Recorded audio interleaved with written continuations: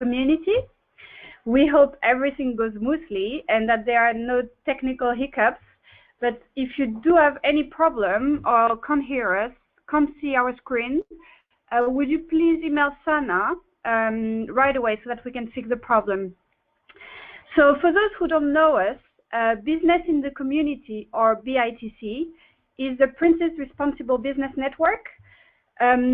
We work for the Gender Equality Campaign, which is celebrating its 25th anniversary this year. And I'm delighted to say that we had a very high interest in this webinar with 100 people signing up and around 40 participants joining us today. So we are going to start now with a quick introduction to Jenny and myself, who will be your speakers today. Hi everyone, my name is Jenny Lincoln and I'm the Research and Policy Officer here at Business in the Community. And I'm Chloe Chambro, I'm Gender Research and Policy Manager. Jenny and I develop key research projects, and we're also responsible for creating resources, such as the ones you're going to see in this webinar, which we're going to present, in order to support business leaders and practitioners to drive change for women at work. So, as you can see from the outline, we have a packed agenda today. We're going to talk about the draft regulations first, and then we're going to discuss the research we conducted earlier this year, which informs us of what employees think of the gender pay gap. After that, we will run you through the toolkits which the research team created to help employers measure, understand, communicate, and finally tackle the pay gap. After that, we will introduce our membership offer to those of you who are non-members. So I think joining us today, we have both members of the Gender Equality Campaign and non-members. So it will give you an idea of what we can offer.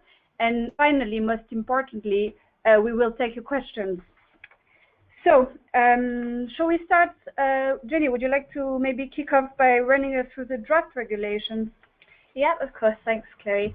So most of you will probably be familiar with the regulations as they stand at the moment for reporting a gender pay gap.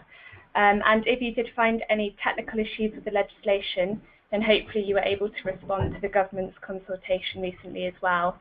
So that consultation has now closed, and the government will be reviewing responses before modifying any of the legislation ready to lay before Parliament in the summer.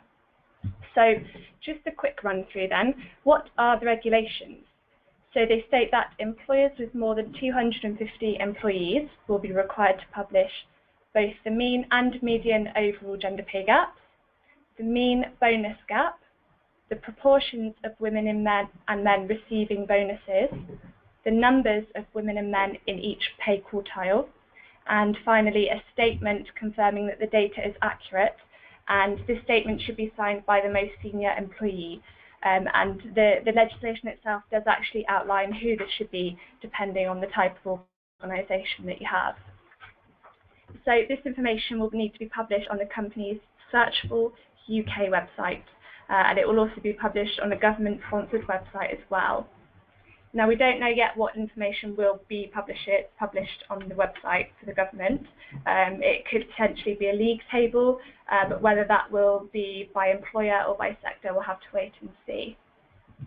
So looking at the timeline for employers, if you're an employer, you should start extracting your data no later than 6 months from October 2016. So that means no later than April 2017. And the absolute deadline for publishing the data is the end of April 2018. So this means that if you are considering publishing early, then you have more than 2 years to publish early, which is quite a long time. So I'm now going to hand over to Chloe, who will take us through the research findings from our employee survey. Yes, thank you, Jenny. Before I go on with our research, I would just like to tell our participants that you can already start posting your questions if you want us to answer them at the end of the webinar or at the end of the presentation. So to talk about the research we conducted, we realized that certain employers were very worried about publishing, and this is mainly because they fear adverse reactions from their staff. So we decided that we would actually ask those employees what their views were. So at the beginning of the summer, we conducted a survey. We got responses from more than 1,000 participants, and we asked people what they thought about the gender pay gap, how they would react to it, how they would feel towards their employers, if there was to be a pay gap in their organization. And we also asked them how they would use this data when choosing between two employers. So if you want to learn about this, you can download our reports on the website. I will just mention a few findings here. So we discovered that 2 in 3 women, 66% of women, already believe that there is a pay gap in their organization. This is actually quite a high number. And what was a bit more worrying was that 51% of all participants, and this means both men and women, think that there are unequal pay issues in their organization. A lot of the media coverage around this has actually confused gender pay gap with unequal pay. So it could be that many employers might be confused as well. Chloe, what would you say the key kind of differences are there? Yeah, it's true, Jenny. Actually, it can be quite confusing when you read articles on the internet. The two are very often confused. So I'm just going to make a sort of distinction between unequal pay and gender pay gap.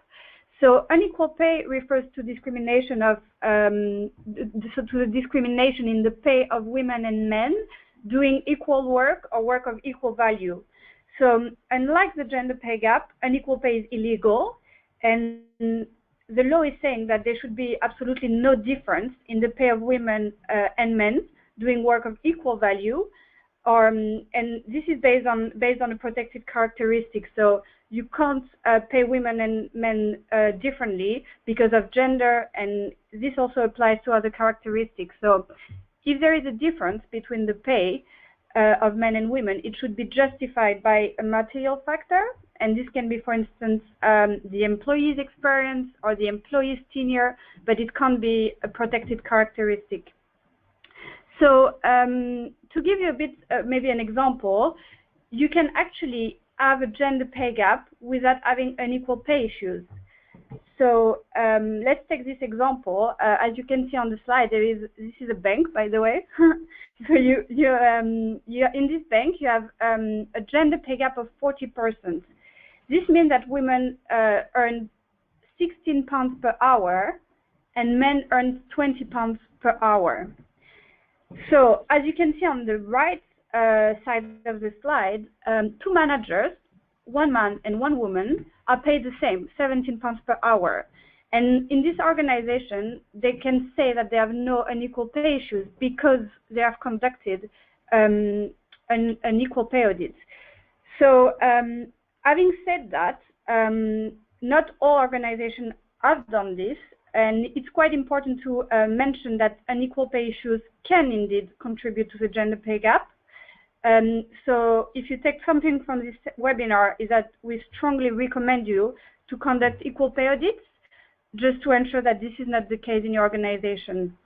Can I ask you maybe to answer one poll question? You should see something appearing on your window appearing on your screen, and tell us if you have already conducted an equal pay audit.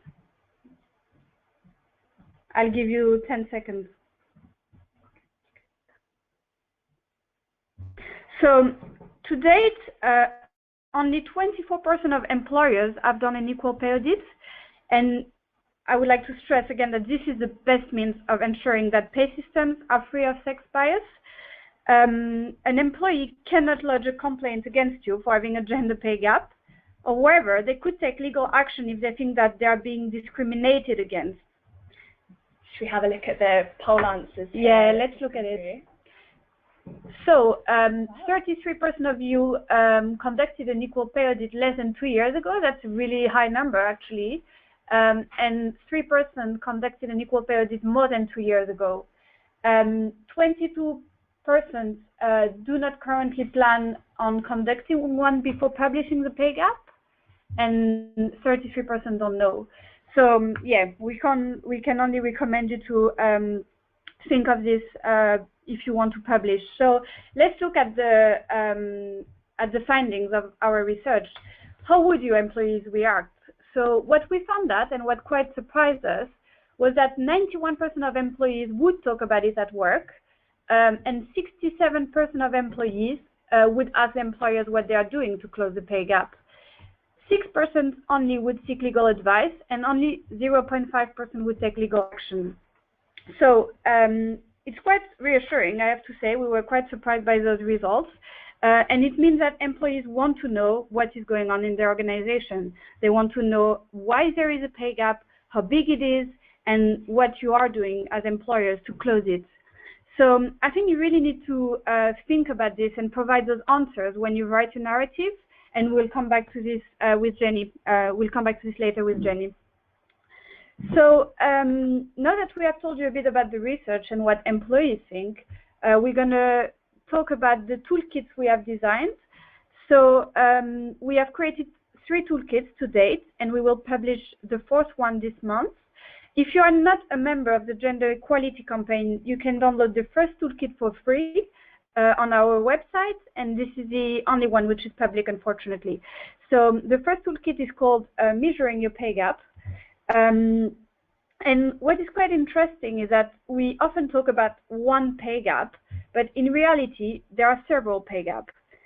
As you can see on this slide, employers can use a range of methodology to calculate the pay gap, and the variable that you will use can influence the figures you end up with.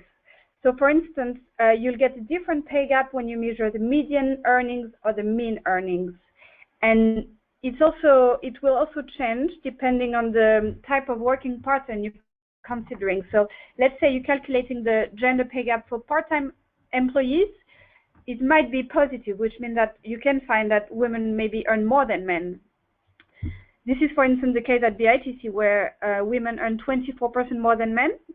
And if you calculate the pay gap for full-time employees, you will also find that it tends to be smaller than the pay gap for all employees. So this just gives you a sort of hint of the different methodology you can use, and we explain the advantages and disadvantages of each methodology in the toolkit. I really encourage you to look at it.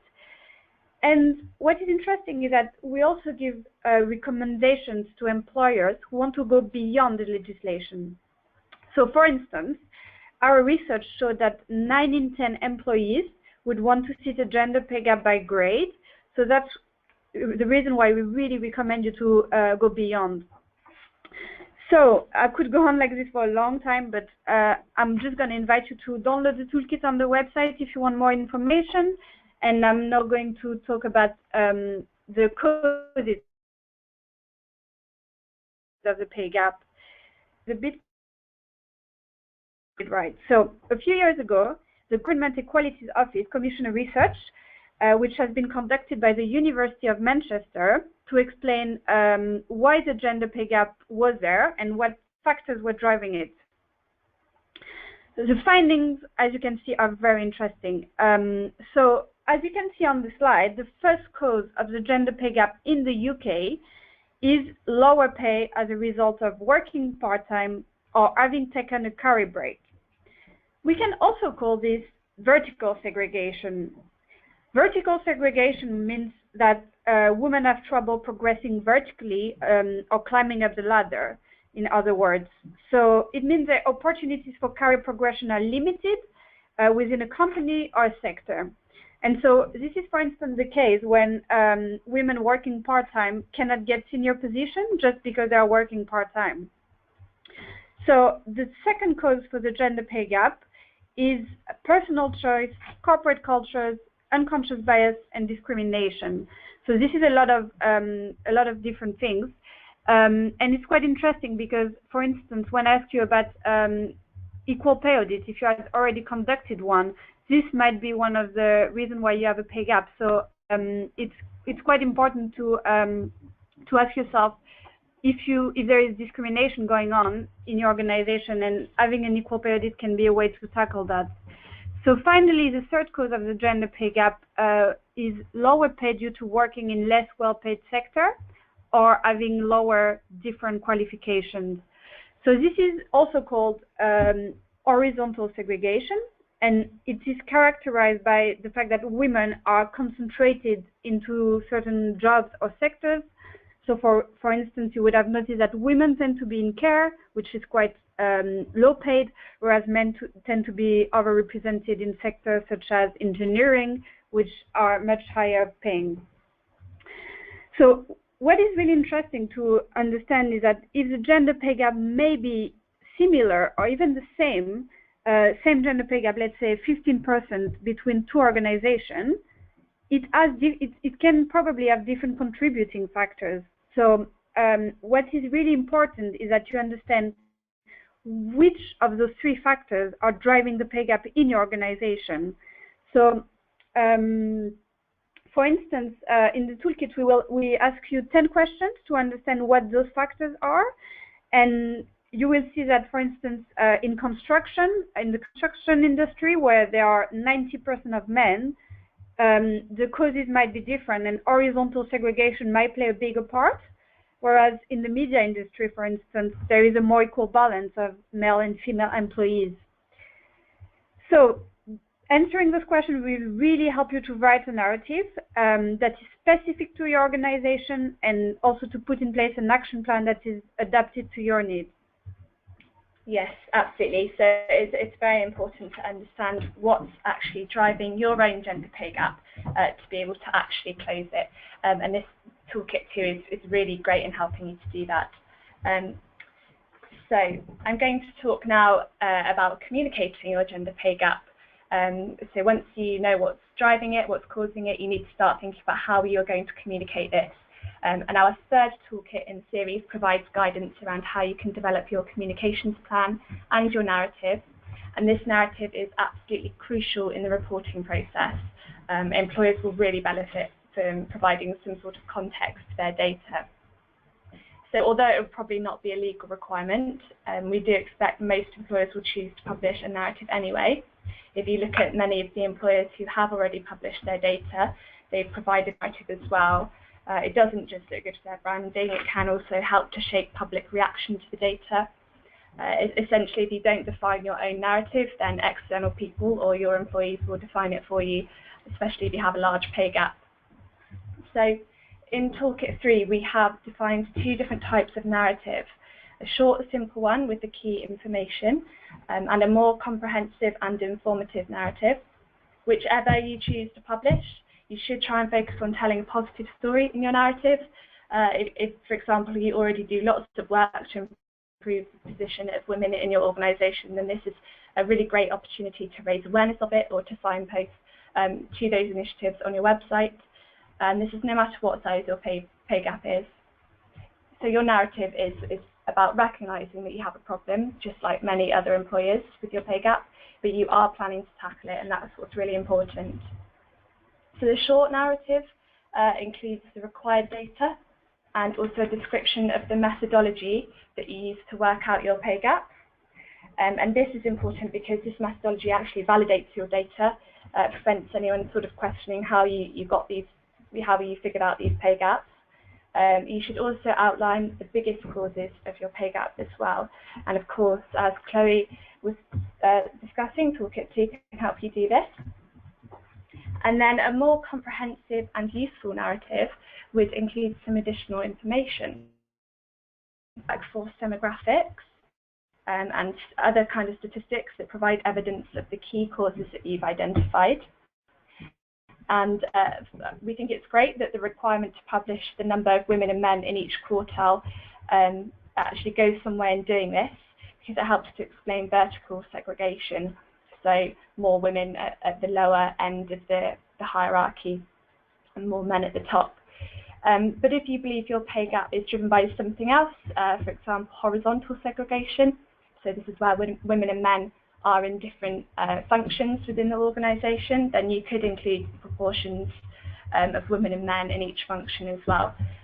So for example, you might have a consultancy function which is mostly women, and then an IT function that's mostly men.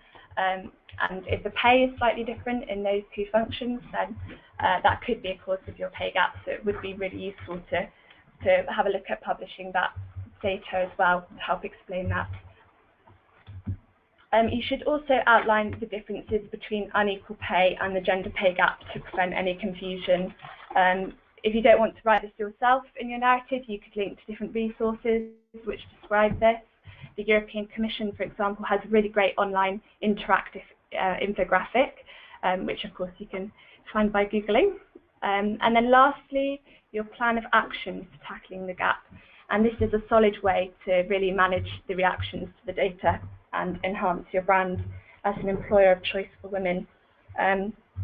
So, for example, if you have a really large gender bonus gap, your messaging should very much focus on your action plans to audit your pay and reward systems, bias-proof your processes, and just ensure that that gap is not caused by any discrimination or bias. And then you could also add some sort of timeline to your action plan as well. So, for example, if you're a very male-dominated organisation traditionally, and you're working to attract those female graduates from your talent pool into your organisation, this is a really, really great action to help you achieve gender equality. It's absolutely essential, but it does mean that it may take you longer to close the pay gap. This is because these female graduates will be coming up through the entry level and therefore on a lower pay band. So if your pay gap grows slightly because of this in the short term, this is not necessarily a bad thing at all, but it is something that you'll need to clarify in your narrative.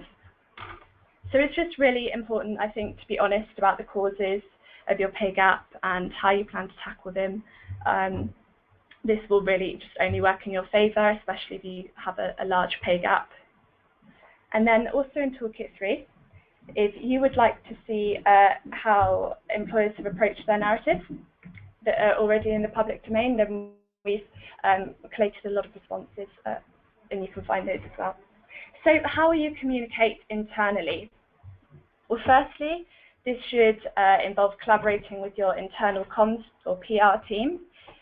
They can help decide on the best communication method. They know your organisation really well. In terms of the format, you could write your narrative. You could, if you have the resources, it would be great if you could create some sort of illustrated animation. Other options could be a pre-recorded video of a senior person explaining the data, or even a podcast for your employees, which I think would be pretty cool if they could listen to it in their own time. But however you do choose to inform your employees, we do recommend that you include as much information as possible in these early communications. As Chloe was talking about earlier, our research did show that employees want to know more than the single-figure pay gap, and 9 in 10 would talk about the issue at work. So your preparation should definitely include training your line managers and HR so that they can have these conversations with staff. And also enabling this two-way conversation is really important, just in case, just to keep your staff engaged and happy. My final point on internal communications is that the messaging should come from the very top, because this demonstrates accountability. So the most senior person is already required to sign the data off anyway. It shouldn't make too much of a difference for them to communicate it. Looking at external communications, thinking about how you're going to communicate your narrative externally, you absolutely need to engage your heads of internal and external communications as early as possible. And they should be able to help provide some sort of support on things like messaging and briefing spokespeople, developing Q&A documents, and they'll know how to use the most effective communication and media channels. And of course, they can help you develop the press and media content to give you that kind of comms perspective there. It would also be similar to the internal communications. We recommend including senior statements in your external communications as well, just to really demonstrate your commitment to this issue. If you actually look at a lot of the employers who have already reported their data, they have included statements from senior people or the chief executive officer explaining their data, so it looks pretty good. You definitely just need to get your external communication right and start early, because this can impact your image as an employer of choice for women, and therefore your ability to attract talent, especially if you're male-dominated or if you have a large gender pay gap. Thank you, Jenny. I think it's actually very useful for employers to know that they can draw this distinction between internal communication and external communication, and know that they can also give more information to their own employees and not necessarily put this information in the public domain. So you mentioned that employers have to mention their action plan in the story. So what exactly is their action plan? How can they tackle the pay gap? Yeah, of course. So tackling the pay gap, probably the most important aspect of this entire kind of reporting process. So we are now in the process of developing our fourth and final toolkit in this series, which is Tackling Your Gender Pay Gap. Now, many of you know that there are a broad range of diversity initiatives that you can carry out to help improve gender equality. But this toolkit very much focuses on those initiatives which are the most impactful and the most sustainable and meaningful, actually, and it relates them back to the gender pay gap, which is a key focus here. So it'll be focusing on 3 core issues which we believe employers need to change if they are to close their pay gap for good. So these include, firstly, creating a working environment or culture in which everyone can thrive. So this might involve embedding agile working for both women and men. We know from our benchmark survey that women and men, they request agile working at a fairly similar rate, but if you look at the acceptances, there's a very strong bias towards women there. And also things like inclusive leadership as well. We also believe that employers need to provide the right support systems when both women and men need it. So more kind of structural support systems, such as really taking shared parental leave seriously and offering it as, you know, a same rate of pay as maternity leave, so that it is actually a real choice and it's not kind of a meaningless policy. And also supporting both mothers and fathers, or men and women who have come back from a career break as well.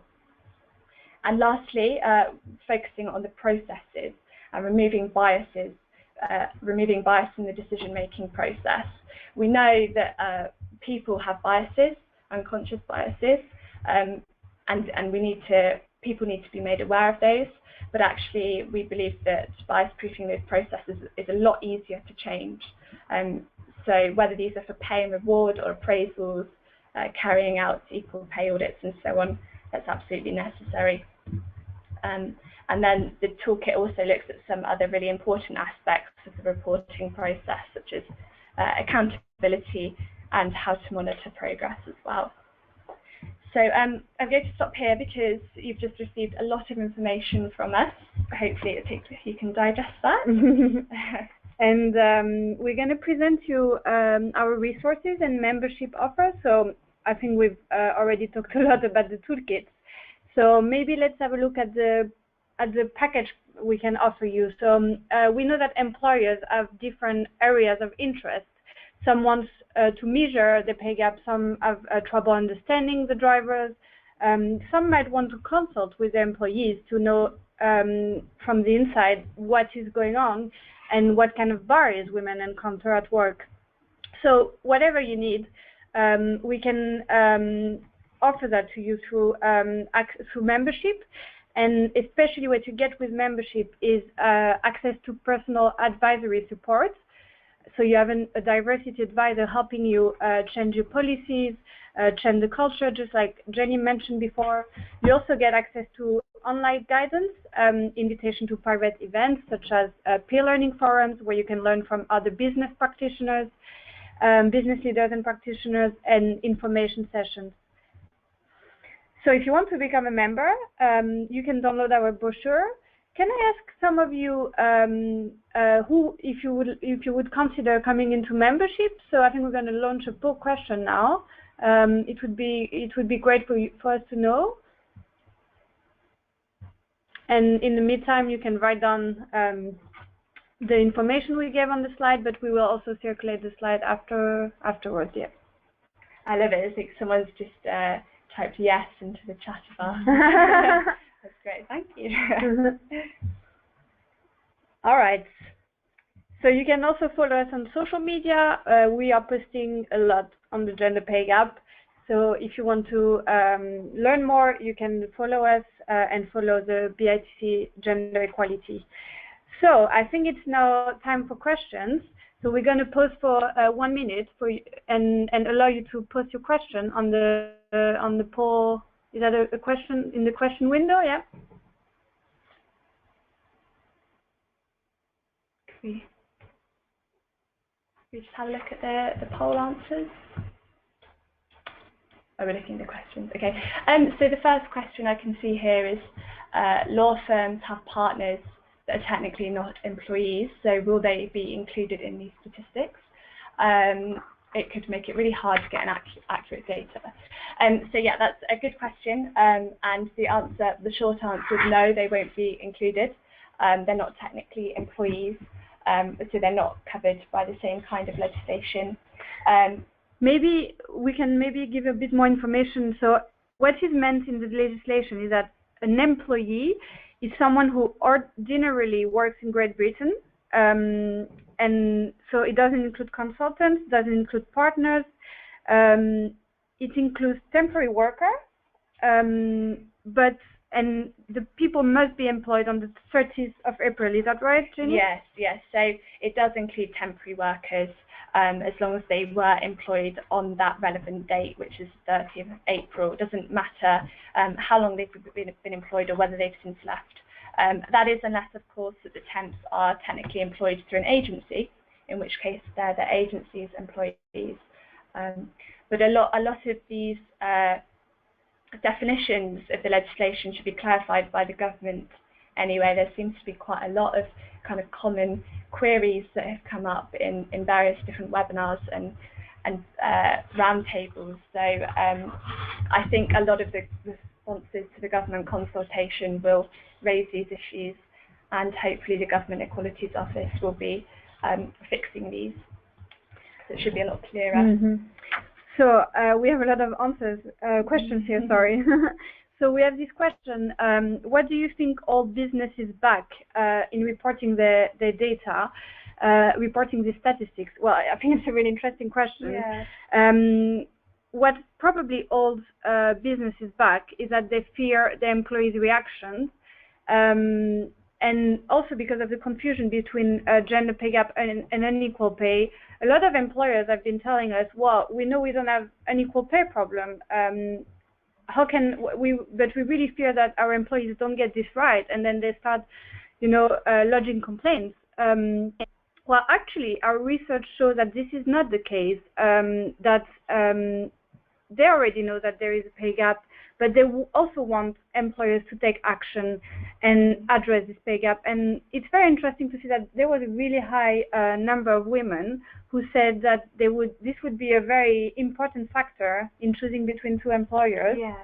And also what was interesting is that 71% of employees would feel positively toward their employers if they were to have a pay gap that is maybe a bit smaller than other organizations. Yeah. Can I just say, actually, so I think definitely employee reaction, but also media reaction probably holds a lot of employers back from publishing. But as we were talking about before, you can very much take this reaction into your own hands as an employer and really work on your narrative, because at the end of the day, when I think about all of the organisations that have published early, I don't remember exactly what their pay gaps were at all, but I do remember that they published and that they published early, and that's really great for their brand. So it's all about how you kind of provide this context for your narrative, and just to make sure that people really understand it. And then, of course, I think another reason that I think a lot of our members have talked about is that they don't necessarily want to publish early because they want to wait for the legislation to come through. Well, actually, it might be not the best move, because companies which have already published, so this is EasyJet, for instance, which has quite a big pay gap. I mean, they didn't get any negative reaction even from the media. And the GEO has conducted, the Government Equalities Office has conducted a survey, and all the companies which published, none of them found the experience negative. So just to say here, we can also help you write this story, tell your narrative and support you while doing it. So what other questions do we have here? Are there any particular companies you would regard as showing good practice? There are about, I'd say about 10 companies who have published their gap, and they've published a narrative, and they've got their senior people to provide quotes. And there are companies like PwC, and there's a university as well in London. I think it's King's College London as well, where they've published slightly different pay gaps. So they've used different methodologies. So they haven't just published a single figure pay gap. They've provided a bit more than that, with a bit more analysis. You can find all of these companies in our third toolkit, which is communicating your pay gap. Can I also say that actually for companies and organizations which we'll report earlier, you can choose whatever you want to publish. You can choose the data you're going to share. And if you think that you want to share maybe just, let's say, the median gender pay gap instead of the mean, it's completely up to you to do it. And it will only reinforce your brand and your reputation as an employer, because it really shows transparency. So we got another question. What elements comprise the pay being compared? Are target earnings included? So according to the draft regulation, pay includes basic pay, paid leave, maternity pay, sick pay, area allowances, shift premium pay, bonus pay, and other pay. And this means also including car allowances paid through the payroll. And so what it doesn't include is pay for different pay periods, overtime pay, expenses, the value of salary sacrifice schemes, benefits in kind, redundancy pay, areas of pay, and tax credits. So if you want to read this again, you can look at the draft regulations, which have been published on the Government Equalities Office website. It's all written there. So from what I see, I feel like target earnings are not included in this definition. Just a quick question that we can answer quite quickly here is, what is a significant gender pay gap? Is it more than 15%? I would say yes. I think a small pay gap would be less than 5%, and then a sort of medium would be 5 to 15. But the UK's average is 19.2, so anything above that is large, and anything below that, you know, that's justifiable in some way. Yeah, I think it's also interesting to see the pay gap by industry. So if you look at the financial services, for instance, from what I remember, the gender pay gap is something like 40%, 39 maybe 1%, or like 40% is quite a lot. So it really depends also what the average in your industry is. And if you look at the toolkit 2, we ask 10 questions, and one of the questions we ask is which industry are you working in? And so it might be interesting in your narrative to say, so let's say you're a law firm, say, so in our law firm we found that we have this gender pay gap, and the average in our industry is. And it really shows where you situate yourself compared to other organizations. But having said that, there might be a gender pay gap for many different reasons. And more importantly, it's not just a figure, it's what is behind this figure that really matters. And you really need to to tell a story and explain the causes which are driving the pay gap. Because showing that you're aware of your pay gap, showing that you know what is going on in your organization, will help you address the causes of the pay gap and take action where you need to take action. Okay, great. So just one more question, or maybe a couple more questions. Will the narrative be published on the government website alongside the data, or just on the employer's website? So at the moment, this is a really good question about the narrative. At the moment, the regulations only state that employers have to publish a statement confirming that the data is accurate, which will be signed by the most senior employee, and that's it. That's probably all that would be legally required. the reason that we really recommend that you go above and beyond the legislation there and write a proper narrative yourself for your own website or your own communications is that it will help you provide some context and manage that reaction.